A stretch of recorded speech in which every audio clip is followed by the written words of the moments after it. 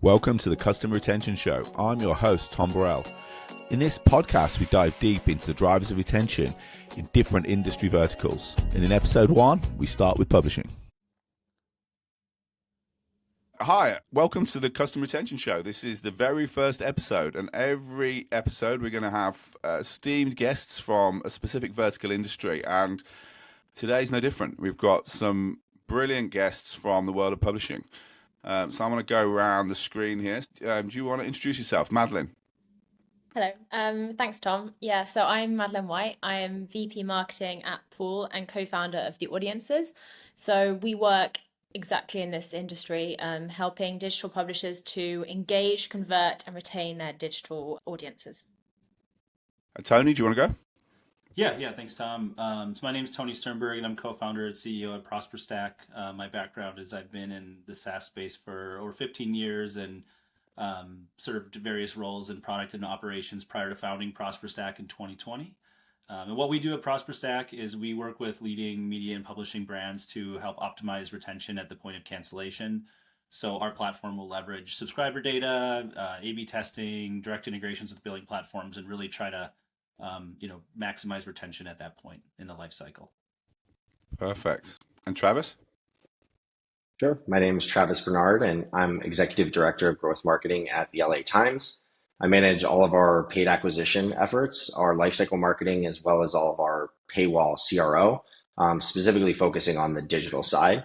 I've been working in marketing for about 15 years, 10 of which have been in the publishing space and 5 of which have been in subscriptions. LA Times is the largest newsroom west of Washington, D.C., and we focus on news to inform folks in Southern California.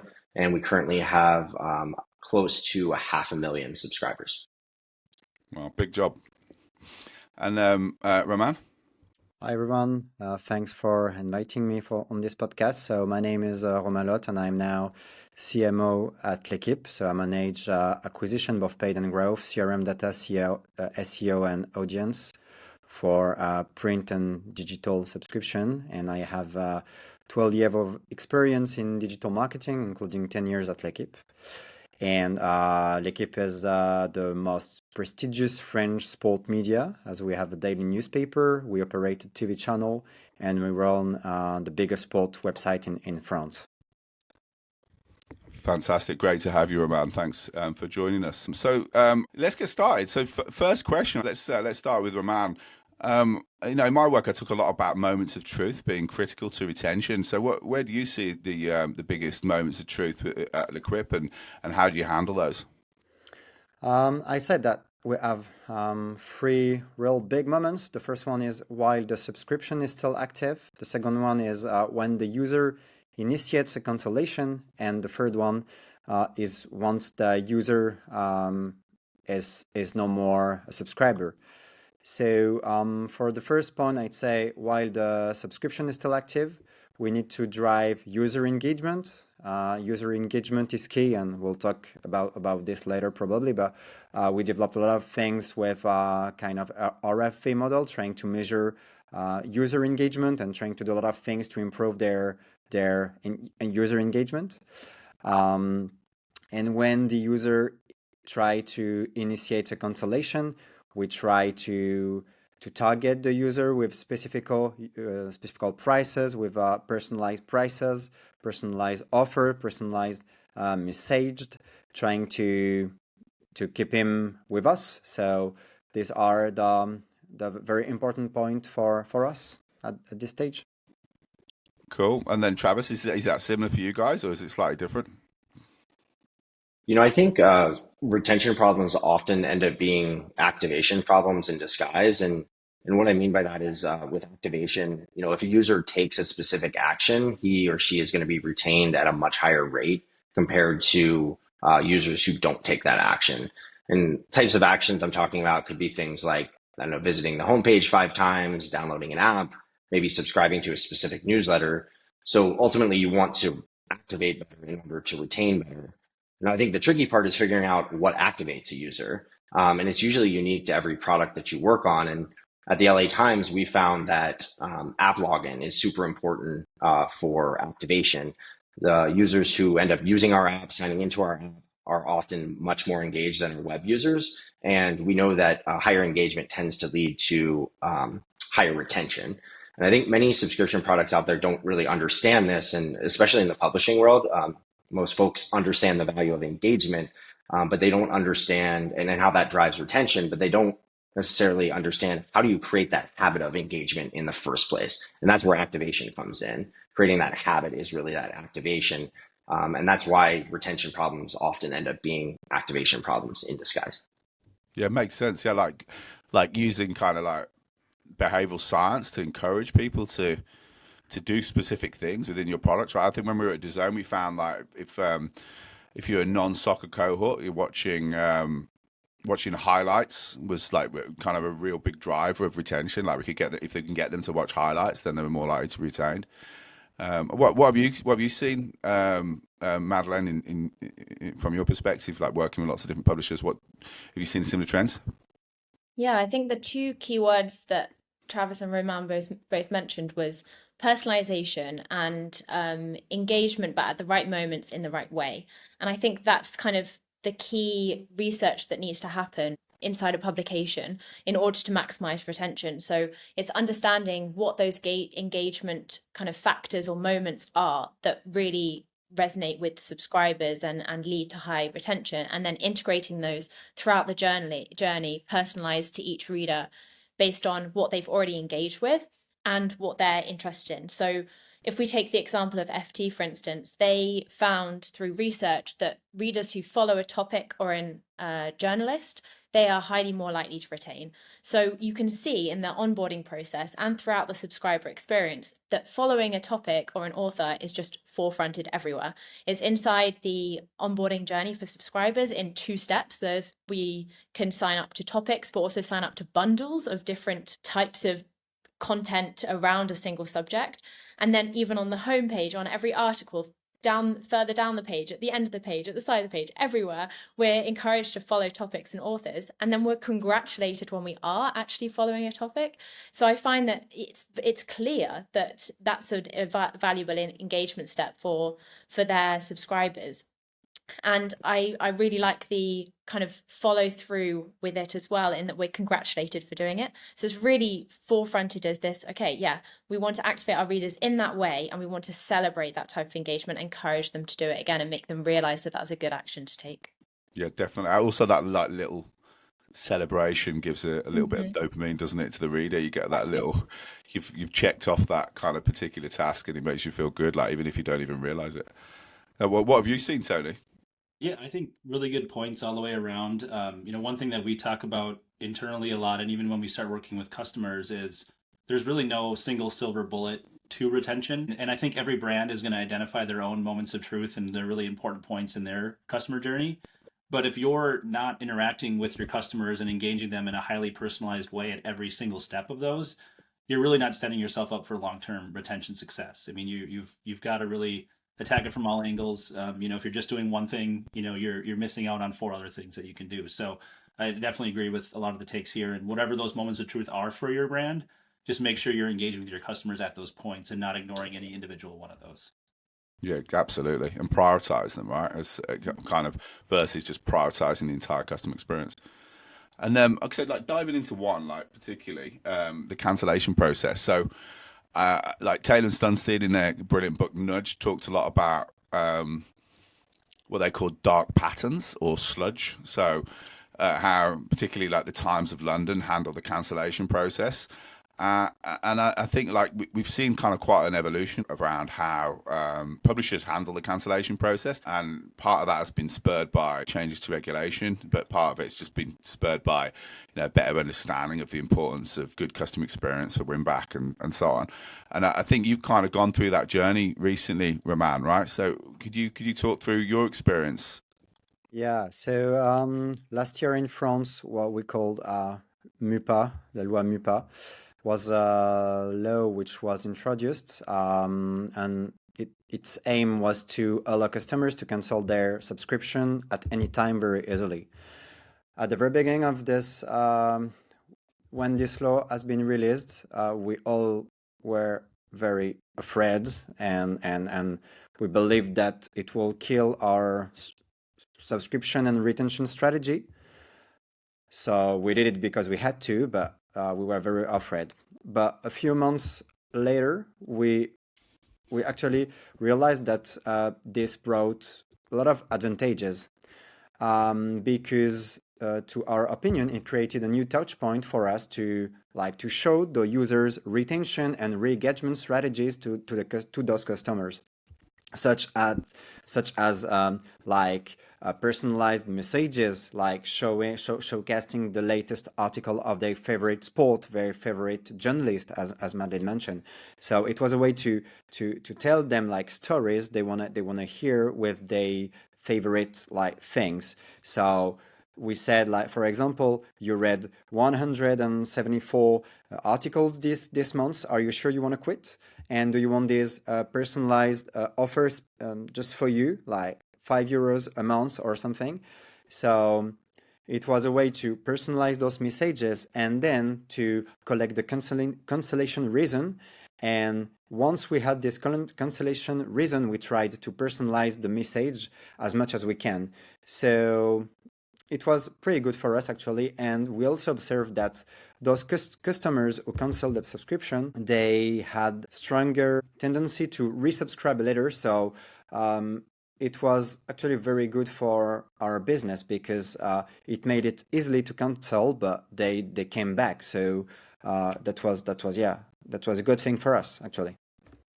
Yeah, right. Yeah, and like because brands often think about how do we stop customers canceling because they're kind of thinking about like the next quarter, but you can see how like making it excessively difficult just kind of really does damage trust, and it's really interesting you saw that transformation. Did you want to add anything to that, Madeleine? Yeah, I think that it's really interesting that it's almost like the laws or the restrictions forced French publishers to realize the potential value of the cancellation journey, and that actually making it difficult to leave was not valuable for anyone. And that instead, if you can really prove the value of your subscription in the offboarding journey, just like it is the opposite of an onboarding journey, then that can be really valuable to the publisher, keeping more subscribers and really proving what a subscriber is losing out on if they cancel, as well as making that kind of slight friction point that's, I guess, making it slightly easier for the subscriber to unsubscribe, whilst also allowing them to rethink that decision and see Definitely. whether they want to go back on that decision in the future. Definitely. Yeah, and then like not doing it in such a way that you don't, so that the customer doesn't feel like that it's forever, right? So they, they may come back because they've had so much value from the service in the time that they've been active. Yeah. So It's like, sorry, it's like your point, Tom, in one of your newsletters, you mentioned how you've got first impressions, but also last impressions, and both of them really count. And so last impressions are really valuable for publishers to think about as well, in that you want someone to know that if they resubscribe, it's not going to be 10 calls with, I don't know, service charges and everything on top of that to cancel again, which will be a hindrance to stop them from resubscribing in the future. 100%, So last yeah. impressions count. Really, absolutely. Like it's like primacy recency effect, isn't it? Yeah. Because like that cancellation moment is the most recent experience that you've had of the brand if you do leave. Yeah. So like, look, big change in the US and not California, but in the US more generally with the click to cancel regulation the FTC brought in recently. Like, do you see that as like a big opportunity, Tony, for publishers in the US now? Like considering the experience that we've had in Europe and California. Yeah, I definitely agree that it creates a new opportunity. That's not to say that there aren't publishers that are really worried about that. And I would say from the onset of starting ProsperStack, we've always been a company that believes in the right to cancel online and doing it in a responsible manner that's fair to both the consumer and the company providing the service, right? And basically anything you sign up for today is going to be done online, and to force consumers and customers through a cancellation process that really isn't as equally as easy, I just think leaves them with a poor experience. And I think some really good points have been made on experience and lasting impressions. And let's just say, for argument's sake, you figure you can maybe save 20% or so of cancellations. You have 80% of the people that still ultimately end up canceling when they have that initial intent. And that's not something you want to, create a poor experience with. And one concept that I talk about a decent amount is the peak end rule, which really covers how people tend to disproportionately remember experiences with a brand based on how they felt either at the peak of their experience, or at the end with it. And the cancellation flow is a perfect time to make that correct experience at the end. And in order to re-engage those customers that canceled, you're going to have to make sure that that experience is really good for them. And again, this goes back to like striking a balance between friction and ease of cancellation. And I think the final click to cancel rule that's coming out in the U.S. has done a fair job of balancing that with with the make it easy to cancel a sign up approach. And forcing the same medium for that cancellation is also something. And for some industries, that's not a lot of change. In particular cases in California where they're already used to doing these things. But for other industries, that have been traditionally called a cancel, like the publishing and media industry, it means that they'll have to, have online alternatives, and there's always kind of the fear of the unknown. And I think Roman has done a really good job of talking about that and how that's actually turned into an opportunity. And so I think a lot of stuff, is changing, but for those that are in different industries, it won't be a ton, but other industries definitely are going to be impacted. And I just think it should be harnessed as an opportunity versus, something that's viewed as a bad thing or a risk at this point. Yeah, like some of your clients have actually seen like a big improvement in the save rate, like moving away from a contact center. Not only do you reduce cost, but you also actually improve saves and improve revenue as well. Yeah, absolutely. Like you said, if you kind of embrace the challenge of tackling a new medium to cancel, it could be done at a more cost effective way, digitally in a more consistent way, and ultimately, and we work with a fair amount of publishers that to talk about this too, but it's about meeting your customer where they're at and engaging them where they want to be engaged. And this is a perfect opportunity to do that, especially for digital subscriptions and for a younger demographic trying to come in. Yeah, definitely. That And makes sense. Yeah.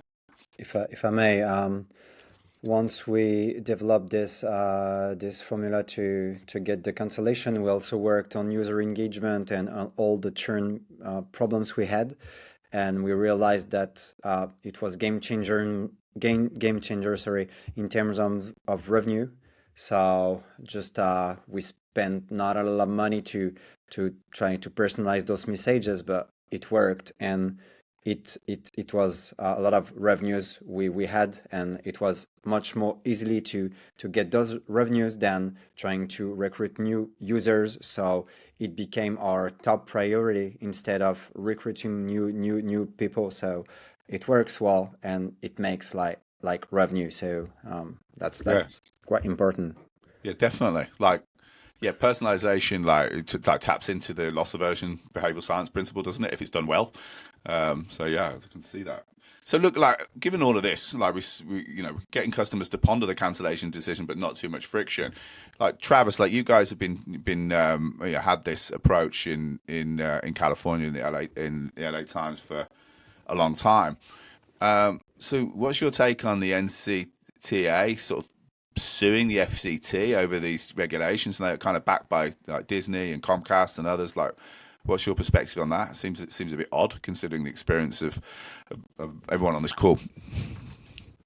Yeah, absolutely. I think it's short-sighted, and it's likely not smart for these brands to be going after the FTC.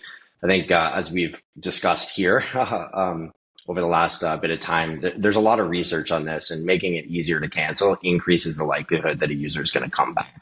I think it sounds counterintuitive, but it's actually good for business to make it easier to cancel. And I think what these big brands are doing is not smart because it fails to take into account how users are going to behave in the long run. I mean, we see this a lot, especially in the streaming space right now. I mean, the market has reached a saturation point where people are hopping to different services every month. I just think it's foolish to think that these people aren't going to come back. And that experience you've had, if you have ever had that really bad experience with cancellation with a brand, you don't want to come back. And that's not really the type of thing you want to reinforce to your customers. So I think it's short-term thinking over long-term thinking. But I do think, I don't agree with them taking this stance. I think it's going to be a bad move for them trying to get this to go away. What's your take on it? Do you think they're going to make any progress on it, or it's just going to be battered away? I think it's going to be batted away. I think they're going to have a tough time making the case that it is these, very, very wealthy corporations, publicly traded corporations, making the case that it's too much money and too much work for them to change how this process works. Like, we know it isn't. I mean, yes, there are a lot of legal implications for a lot of these things, but you can build technology to make this work better and make this easier, and ultimately it's going to be better for your customers. And I think, generally speaking, the FTC team seems to they're trying to protect customers, right? So I don't see Disney and Comcast making a lot of progress on this. Yeah. Okay. Cool. So let's shift track slightly. Actually, stay with you, Travis, as well. Another moment of truth is early life. You talked already a little bit about kind of activation, but kind of a step before that, right? So, like, notoriously, like $1 free trials produce like poor quality customers. So how do you kind of manage the CAC to payback time ratio, and to ensure that you kind of really acquire highly profitable customers? And what's your experience, and what's the best way to tackle it from your perspective? Yeah, absolutely. I think these kind of longer discounted intro periods are a super popular tactic for many publications. And I think a good way to be looking at this is through the lens of CAC payback. And what I mean by that is, if you're acquiring a customer for, let's say, $60 and your subscription is $10 per month, assuming you don't have any sort of intro or discounted period, that means it's going to take 6 months to get that cost paid back to the business. 6 months times $10 a month, that's $60. So your CAC payback is now 6 months. CAC payback ultimately is telling you how efficient you are with your cash flow.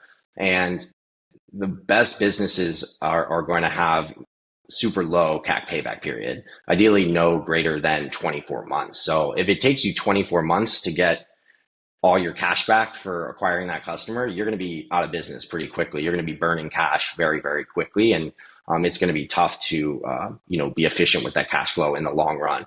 So when you have these long intro periods, let's say your intro period was $1 for 6 months. What that means is it's going to increase your CAC payback period by about 6 additional months. So in that previous example I shared, if your existing CAC payback period is 6 months, you're now tacking an extra 6 months onto that period. So ultimately, you're becoming less and less efficient with your cash flow by taking those tactics.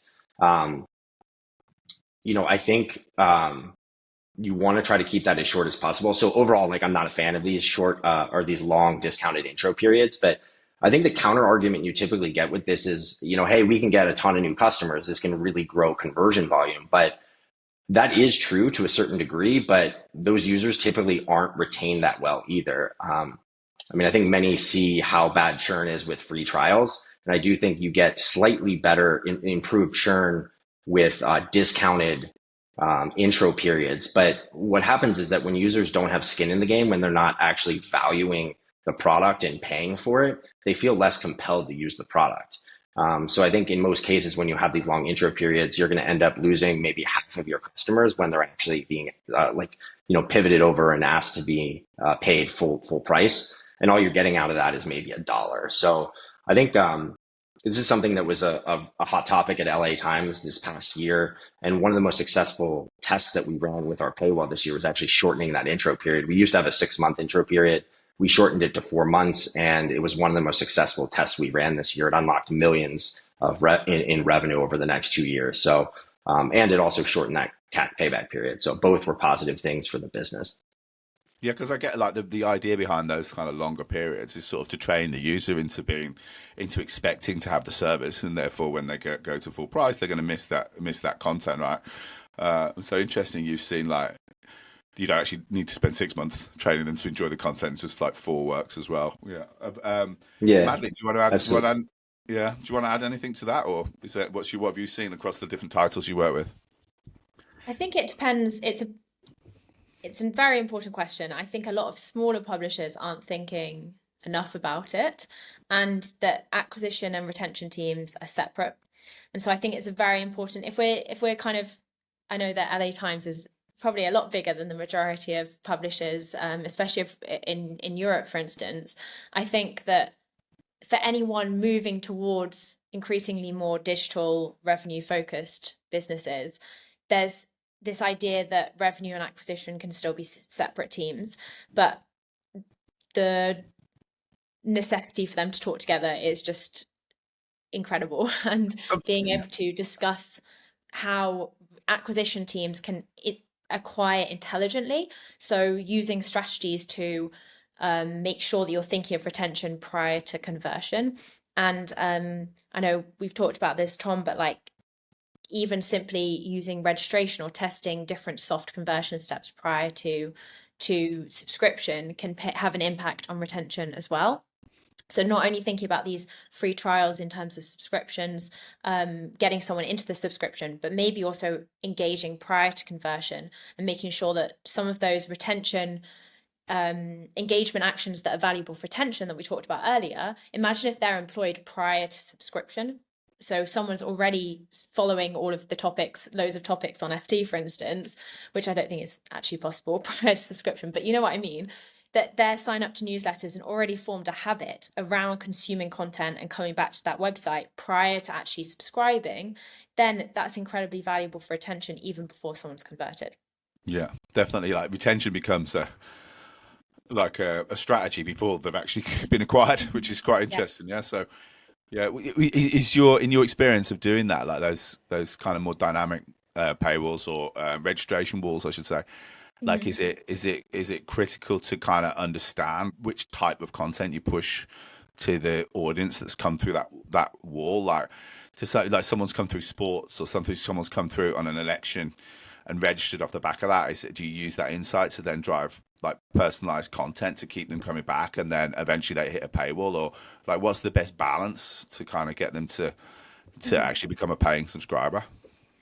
So dynamic conversion, a successful conversion is all about balancing frustration and engagement. And it's actually exactly the same when we're talking about offboarding journeys as well and cancellation journeys.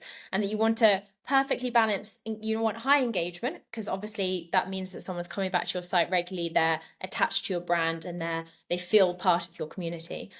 But you need a bit of frustration at a moment in order to actually monetize these readers. Engagement is great, but you're monetizing very little unless they're clicking on all of your ads and you've got really significant value from that. But if you don't frustrate, and frustration could come from a paywall, it could come from that slight little resistance in the cancellation journey, for instance, that's when you're going to kind of get that monetization moments and potential. So conversion works in the same way. And so obviously each reader is engaged in a different way in different content. So that's where a dynamic paywall comes in, where it adapts the level of frustration to a reader's level of engagement. And I think there's obviously there's personalization that comes into play there, but I think there's also can be too much personalization. And especially when it comes to subscriber experiences, we can talk about those readers that, for instance, read a certain form of content being highly more engaged. But if we only push them that form of content, they're going to end up in like a rabbit hole and maybe not have the chance to be engaged elsewhere. And so, yes, there needs to be personalization, but you don't want to go too far. So there's also a balance when it comes to that. And I know that publishers are saying that on like personalizing homepages, for instance, like only, I don't know, 80% of the homepage is personalized, but then the top few articles are often chosen by editors still. Yeah, no, that makes a lot of sense. Yeah, that's really interesting. And so, are you then like dropping those dynamic paywalls according to engagement frequency then? Like, So it depends on the publisher and it can be like a variety of factors. So it's often level of engagement, location, source of traffic, content type is another one. And often publishers combine the two based on their strategy. So for instance, I've recently published a story on Jeune Afrique Group, which shares content for readers across Europe and Africa. And they segmented based on user level of engagement and country propensity group. So obviously they have a variety of readers across a wide variety of different countries, but that wouldn't suit the LA Times, for instance, or even L'Equipe. So it's based on your own audience. And I think that's probably the summary of every single conversation that anyone's having in the industry over subscriptions at the moment, or hopefully ever, is that audiences come first, and we need to understand our audiences in order to adapt each of these strategies, each of these models to readers. And when it comes to retention, it's the same thing. Romain, you mentioned the word personalization about 20 times in that first thing, and that's because it's so important. And adapting to each subscriber with that messaging, with a personalized unsubscription offer, like change your mind based on this offer that's specifically for you, is so essential. Good, definitely. So what's your experience of it, Roman, like in terms of $1 free trials, payback periods, registration walls? What's worked at Equip? Concerning the strategy with low prices, I think there are two different way at looking at things. The first one is like the standard price, which is basically for us €1 for the first month, and then it's the full price. This is a way for us to get a trigger to those users who want to become subscriber, but they're not sure. It's a way to say, hey, it's just an arrow, just come with us. That's a great way to, at the very beginning of the story, to make people aware of what you can offer, and to make them feel that your product and your articles are quite good once you get subscriber. So here's the first part of the strategy, and then you got special offers, which basically are for us were like €2 or €3 for a couple of months, let's say 6 or 7 months.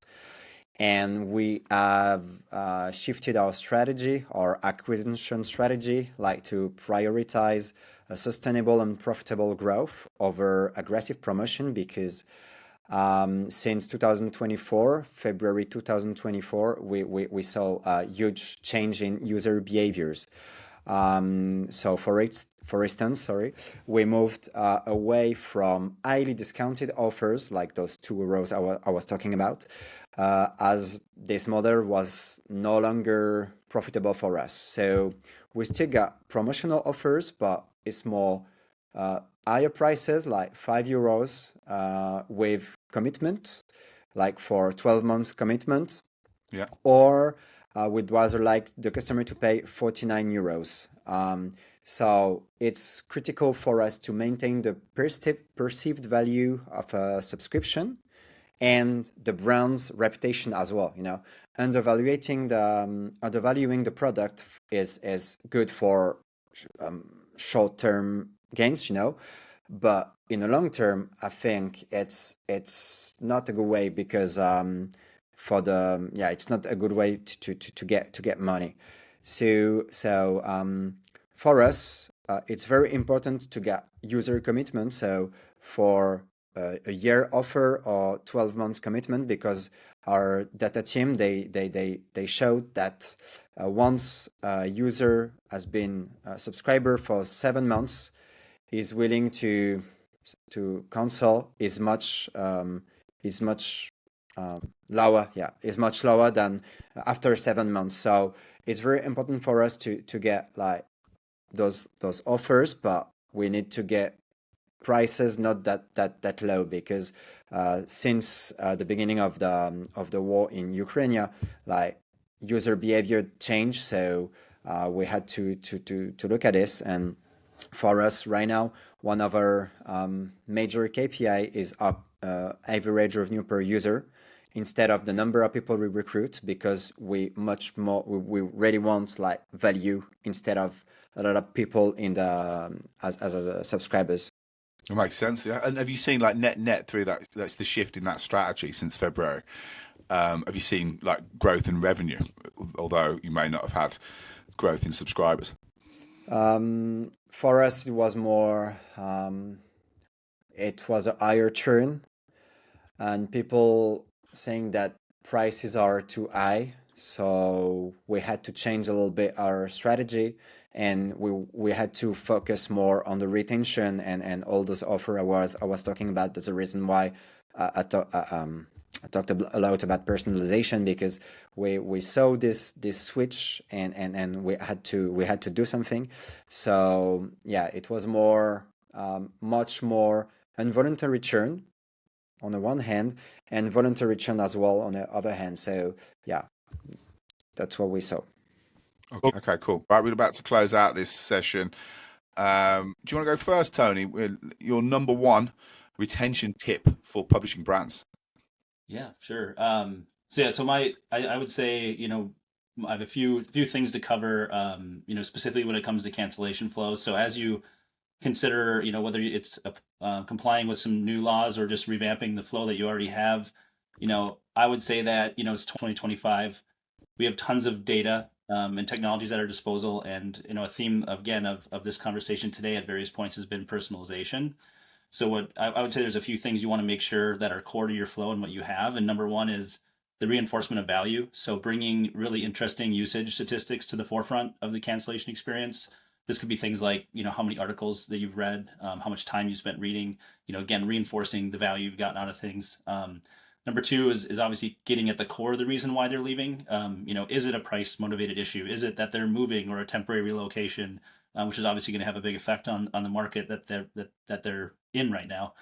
And then the number three thing is really coming up with an alternative to the cancellation that combines, the data that you already have and the feedback that you've gotten up until this point in the cancellation flow. So, again, we've got a lot of data behind the scenes. You can know if your user has been recently engaged, how long they've been around for, what their lifetime value is, and combine that with the feedback capture to present an offer that really speaks to where they're at in their journey right now. And that could mean, that it's a discount when price or usage is a factor.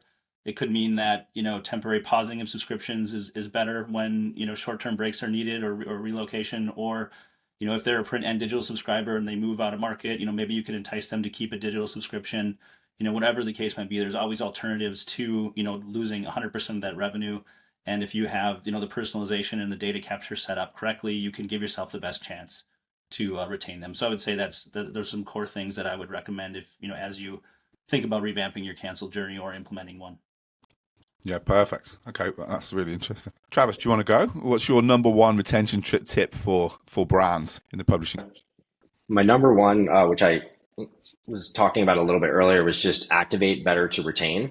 Yeah, But I think outside of that, agree with many of the points that others have made. I think saving at the points of cancellation is super important. I think many try to save kind of after people have canceled, and that doesn't really work very well. So you need to make sure that you are saving at that point of cancellation. That is the highest intent moment where the person has to make a decision. That is where you want to try to save the user. And then agree with what the others on the panel have said as well around personalization. You can leverage things like loss aversion, telling users, hey, you've spent 20 hours with our product this month. Are you sure you want to cancel? That's a really effective tactic. Personalizing the offer. If the user is not very engaged with the product, maybe you try to save them with a cheap offer. Whereas if the person is highly engaged with the product, maybe you don't have to discount very much. Maybe you offer, a pausing or something along those lines. Those are, I think, two really effective tactics from a personalization perspective. So yeah, activate better to retain, make sure you intercept the user at the point of cancellation, and make sure that you personalize the offer and the experience for each individual user. yeah, makes sense. Like personalization at the point of cancellation, or saving customer at the point of cancellation versus afterwards, is really important because of the consistency behavioral science principle as well. Like when human beings, when we make a decision that we're going to do something, and we've done it, then we want to be consistent with that decision, right? So it can be really difficult. And then not only that, like if you're using direct channels to try and email and so on to get customers back, you're also subject to consent volume as well. And so yeah, I've seen that before a lot. Yeah, so it's good advice, Travis. Do you want to go, Madeline? What's your number one retention tip? So I think we can go further than that in saying I definitely agree that the cancellation journey is, of course, essential. But I think that the worry about these laws about the cancellation journey being only a few clicks or whatever, however it varies across the world, I think that's actually a secondary problem, and that the first thing to do should be to save cancellation prior to cancellation. So imagine we're talking about loss aversion and personalization at cancellation or personalized offers. Imagine if we could implement that prior to actual cancellation. So Romano on L'Equipe, you have a Netflix style banner that shows the content that's going to be launched the month after. And I find that kind of highlighting the value in subscription, not just now, but in the future, is really, really valuable for retaining subscribers. And then we can think about the onboarding experience, not only on site, but also via email and getting someone to download the app, then activating push notifications, making sure they have that habit established, making sure they're discovering all of the different variety of engagement features and content that you have available, so that then they're engaged in a variety of ways across your site. And I think all of these actions prior to actually someone even thinking about cancellation have a huge impact. So, I mean, we started off this conversation by talking about moments of truth, and maybe circling back to that is thinking about actually from the moment someone first arrives on your website, how can you think about retention up until the moment they decide to cancel and even afterwards? So using all of the data, the research, the putting our audience first, all of these best practices that everyone talks about, how can we put that into every single moment of truth, not only as a subscriber, but prior and post? Yeah, perfect. Yeah, absolutely. Roman, what's your number one tip? I'd say it's a tip both for acquisition and retention, because for me, the key to a good media strategy is the data. Madeleine talked a lot about like what user read, what user like, what those user want to do on the website, their engagement. Travis talked about the CAC payback. Everything, all those things are data, and it's very essential for all the medias and for us to have a deep understanding of what user need, how they engage, and their behavioral patterns now. So it really means that you get to have a strong architecture, technically speaking, to get those data and make it like easy for the teams to get insight and to analyze it and trying to learn to get a growth spirit, like test and test and test and test. That's like very important both for acquisition and retention, because everything is about personalizing the content, to trying to understand what user need, what user want.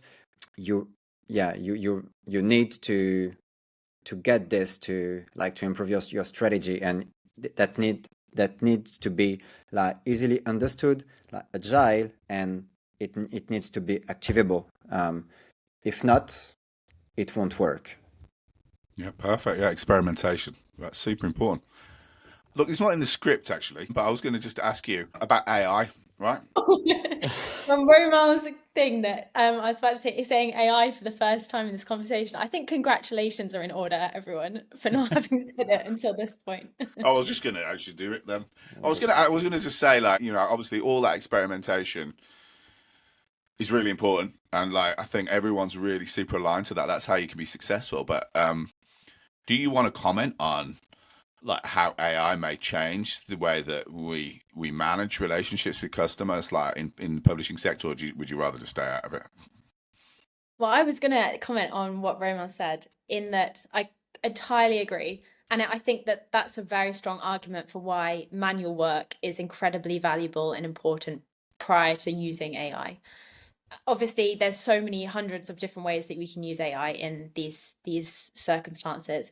But in terms of automating decisions or automating actions, I think the first step is to collect data and understand data and test messaging, test things manually as a team in order to actually know how to use AI effectively in the right places, in the right way, and continue to develop it. Yeah. So it's exactly what Roman said is my argument for manual first prior to AI, and then predictive modeling, all of that kind of thing can come into play and be really valuable. But there's no point getting started on predictive modeling if you don't actually have the data, you don't understand who your audience are, and you don't know what messaging works for which reader. Perfect. Does anyone want to add to that? Okay, cool. Look, guys, thanks so much for the session today. Really enjoyed the conversation, and really, a privilege, honestly, to have such brilliant people on the call with such great experience in the publishing sector and in retention. I'm sure people in and outside the sector are going to get a lot of value from this conversation. So thank you all for being part of this and the first episode of the Customer Retention Show. And I'll see you all soon. Hope. Thank you, Cool. Tom. Thanks so much. Thank you. Thank you. Thank you. Yeah, thank you, Tom.